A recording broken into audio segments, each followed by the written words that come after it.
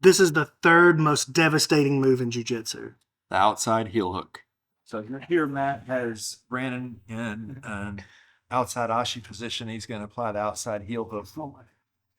I hate it so bad. He's going to lock in the rotation of the tibia in relation to the femur, so the leg bone in relation to the thigh bone. And then commonly the hips go through the knee from medial to lateral or inside to outside. So for me, when I get caught in an outside heel hook, which happens more often than I'd like to admit, I almost never feel the pressure in my knee. Yeah. Almost never. Even this one, Scaff's doing a pretty good job. Yeah. It just, my ankle starts giving way early. It doesn't have any time to get to my knee either. Yeah. Two things, everybody's made different, right? So your anatomy, my anatomy, short, tall, skinny, all that kind of stuff. And then also just the particulars of the way it's being put on too. For you, that sounds like your anatomy overrides the particulars of how it's being put on, because you always feel it in your ankle. Yes. But for other folks, maybe you might feel it in your knee sometimes or in your ankle sometimes. Yeah. When I do the outside heel hook to other people, it's usually the knee. Yeah. That's what I hear most often. Yeah.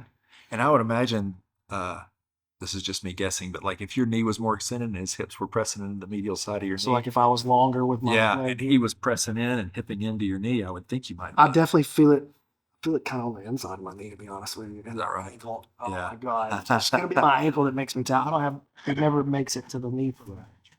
I'm such a baby. Yeah, yours feels, anytime Brandon puts me in a heel hook, it's right there. It feels like this is going to, side is going to just rip it in.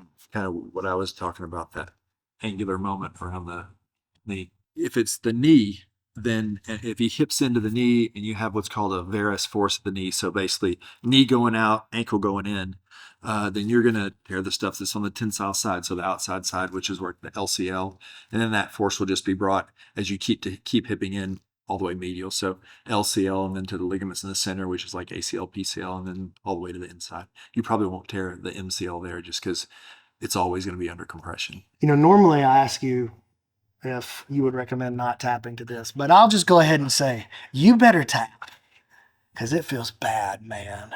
That was the third most devastating move in jiu-jitsu, the outside heel hook. Number 2 coming next.